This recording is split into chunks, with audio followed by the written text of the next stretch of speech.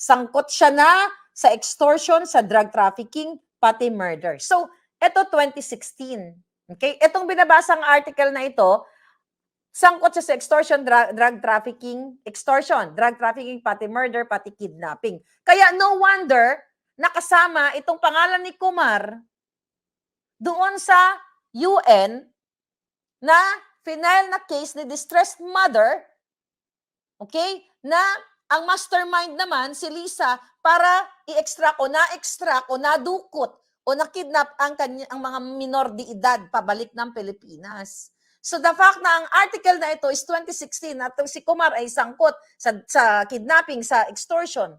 'Di ba? Pag sinabi mong extortion, okay? At pag sinabing kidnapping, so may connect kung bakit itong si Francis Lloyd Chua, okay? At itong si Kumar at saka si Lisa, mayroon silang common denominator. Kasama sila dun sa kaso sa UN. Kasi nga, extraction kidnapping, the fact na merong article in 2016 at merong informante na nag-send sa atin na ito pala ang ginagawa ni Kumar, you connect the dots. At ayon sa ating informante sa Senado at sa loob ng Malacanang na hindi papadaluhin si Kumar ayon sa utos ng Marcos Bangag Jr. doon sa PDEA Leaks hearing dahil daw maraming madadamay na senador. Kaya ba gano'n na lang tirahin ni Jinggoy si PDEA Leaks, not PDEA Leaks, I wish hindi ako banga gano'n, nakatulog naman ako, si Morales. Kasi baka kasabwat si Jinggoy, si si Bong Revilla, si Escudero, si Grace Poe, lahat sila. Itong article na to is 2016, mga palangga. So sabi sa article nung January 7 ay nasangkot nga din si Kumar dito, okay? Kasama ang mga pulis ng QCPD sa kasong kidnap slay. Okay? Na dahilan ng pagkategi ni Ferdinand Retard. Ayon nga sa balita na si Kumar mismo daw ang target ng kidnapping. Pero ang totoo, sabi nito, ayon sa mga akusado, si Gising, ang mga report daw ay gawa-gawa lamang. Pero ito ay paghihiganti ni Kumar para sa pag-akusa sa kanya sa extortion, bribery scheme ng mga opisyal na batas, Okay.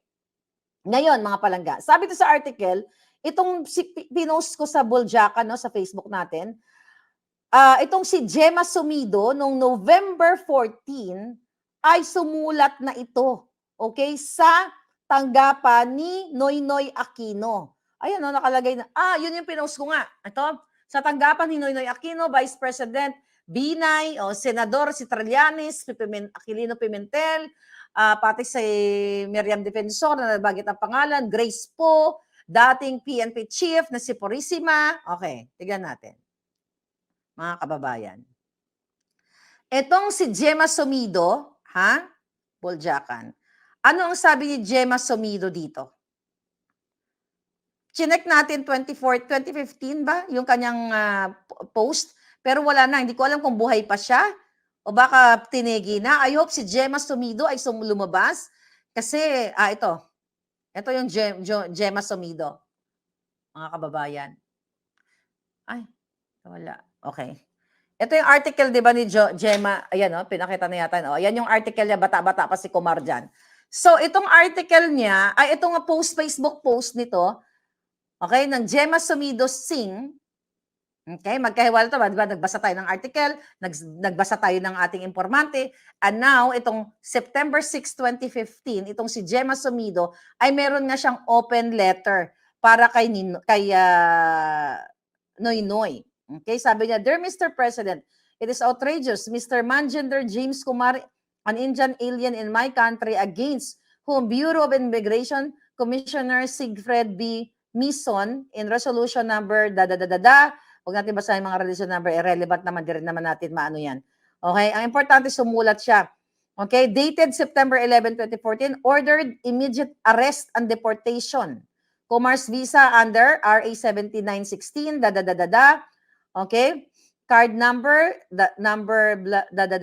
canceled, blacklisted, and bar him from re-entering the Philippines because Kumar poses a risk to public interest and for committing an anti-Filipino acts by uttering the words. Ito daw ang sabi sa kanya, sabi niya, hindi mo ba kilala kung sino ako dito? Boss ako. Ikaw, sabi niya, Jutang Jininaka, Pilipina ka lang. Wala kang pera, ako mayaman. Gusto mo trabaho ka sa akin bilang katulong? Kasi kayong mga Pilipino, katulong lang ang alam ninyong trabaho. See? Ito daw po ay statement nitong Kumar.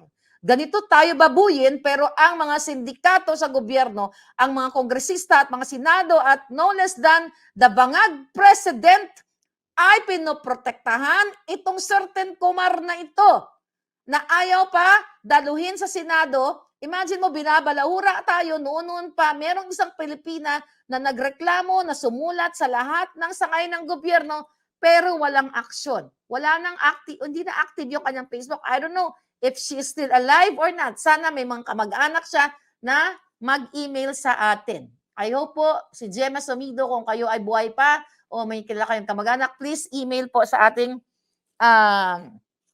Marlica Network at Proton Mail. Okay? Diyan po kayo mag-email sa akin.